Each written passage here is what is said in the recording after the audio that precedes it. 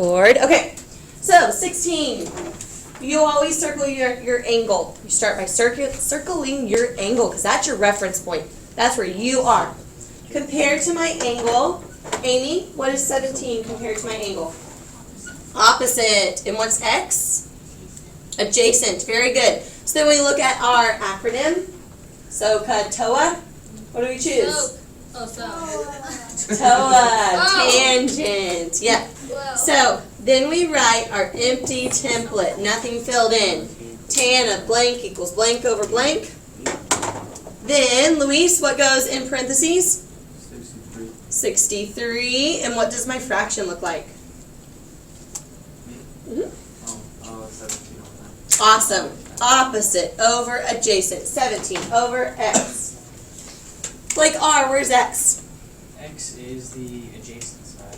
No, in my equation, where's x? It's in the denominator. So what should I do? You should divide. Divide. So in my calculator I press 17. No, 17. Divide. 17 divided by tan 63. We're going to round to 2 decimal places. Yes, Tyler? Is today's question just tangent? Nope. It's all 3.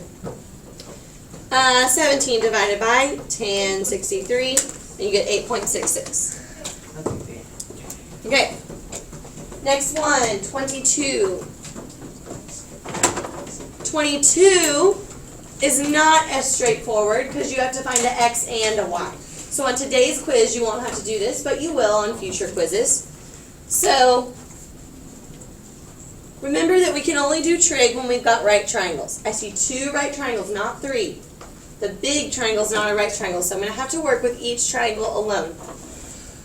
To do trig, you've got to have 2 values, like a side and an angle, or side and a side, right? You've got to have 2 things. So the only triangle I can work with as of right now is my red triangle, because that's the only triangle where I know 2 of all the missing things that there is to be missed. So anyways, I've got 55 and I've got 9. I've got 2 things. So we've got opposite and adjacent, right? We did one like this in our notes yesterday, yep. Tan 55 equals opposite over adjacent. Where's x? Where's Waldo? Top. Numerator. So we're going to multiply. So in our calculator we do 9 times tan 55. For the purposes of putting our answer down, we're going to round. But for the purposes of finding y, we're going to keep it in our calculator. Keep it exact. Okay, so for right now, we're rounding just for a second. We get 12.8. Oh, I must be 5. 5. Because the 3 tells the 5 not to bump up. Yes. Why does it move? Hey, 3, do I bump up? No, don't bump up. Stay the same. Okay. Okay. So 12.85. But I'm keeping that long number in my calculator because I already lectured you about that yesterday. So now let's set up an equation in this other triangle to help us find y.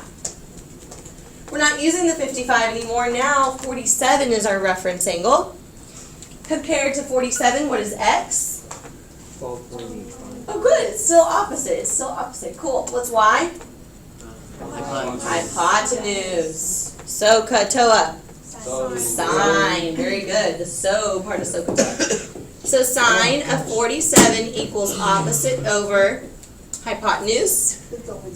I already know x. I'm looking for y. You always ask yourself, where's the variable? Where's y? Denominator. Thank you. Uh-oh. So denominator divide. So you take whatever's, just a second. So you take whatever is sitting in your calculator, 12.853333206, and you press divided by sine 47, and you get 17.57. Awesome. 17.57. What if we would have used our rounded number? Let's see. If we would have used our round number, we would have gotten lucky. Okay. 17.57. Either way. Which one am I doing next? 23? 23. We have 3 right triangles this time. The left, the right, and the whole. They're all right triangles. So we need to figure out which right triangle we're going to start with. Which one? Smaller one. No? The big one. The largest one, the whole triangle, is the only triangle where we know two things. We know 36 and we know 18. It's the only triangle. Actually, you could find that angle if you really wanted to. You could take these angles and add up to equal 180 and you could find this missing angle. But I'm just going to do the red one first. And that's okay with you? Because then we'd find that, and then we could find that, and then we'd have to find those as more steps. So, with the red triangle, here's my reference angle. And 18 is opposite, and x is adjacent, so we're doing tan again. My favorite one. Tan 36 equals 18 over x. X is in the denominator.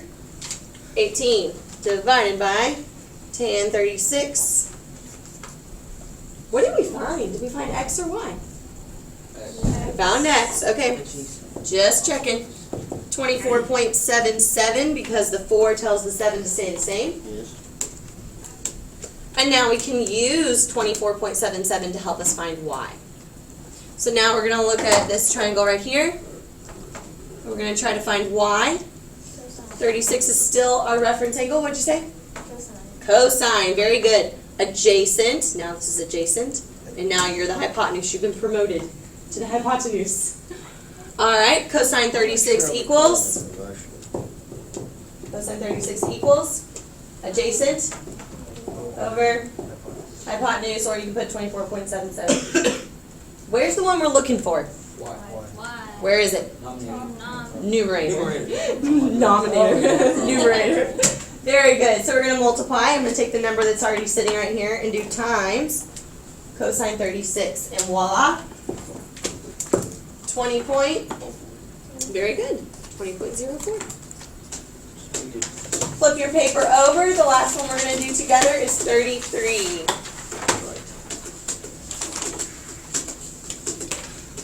In number 33, I argue that I only have to find one of those using trig. And then what can you do? Oh, add that. Triangle angle sum theorem. Yep, you're right. So which one do you want to find? I don't care, pick one. X. X, let's find X. So there's our reference angle. Compared to X, what is 60? Jenny. What's the theorem that you use? Oh, the angles over triangle add up to 180. Triangle angle sum theorem. Adjacent and hypotenuse. I'm sorry, I was being all technical. All right, cosine, right? Yes. Cosine of x equals 60 over 72. Uh-oh, x is trapped in the cosine. How do we rescue him? You must inverse. You must inverse the cosine. Inverse cosine. Second cosine. 60 divided by 72. This is an angle. We round angles to whole numbers. We almost always round angles to whole numbers. What do you get? Whole number. 34.